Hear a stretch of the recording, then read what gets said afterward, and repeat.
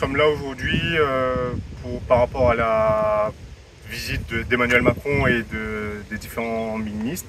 Ce qu'on dénonce, c'est qu'à l'heure actuelle, on n'a toujours pas de séquence agricole à proprement dit. Vu les dégâts qu'on a subis, pour rappel, 180 millions, plus de 180 millions dans le seul secteur agricole, les annonces qui ont été faites par Valls sont loin du compte.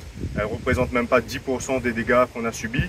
Donc on est là pour dire de ne pas nous oublier, parce que c'est l'impression que les agriculteurs ils ont là, à l'heure actuelle, qui sont les grands oubliés de cette visite-là.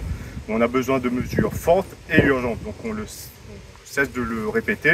Et on est là encore aujourd'hui pour le répéter une énième fois, qu'on a besoin de mesures fortes et urgentes. On travaillait sur des propositions qui ont tous été remontées.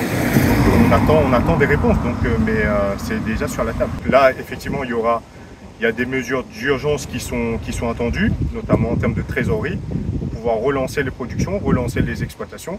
Mais après, il faut réfléchir sur un accompagnement sur le long terme, peut-être un accompagnement pour faire face à ce genre d'épisodes climatiques qui sont de plus en plus violents et qui impactent de plus en plus notre agriculture. On partage pleinement cet avis du président de la Chambre d'agriculture, puisqu'effectivement, comme on l'a dit, il y a beaucoup d'attentes suite à cet épisode-là.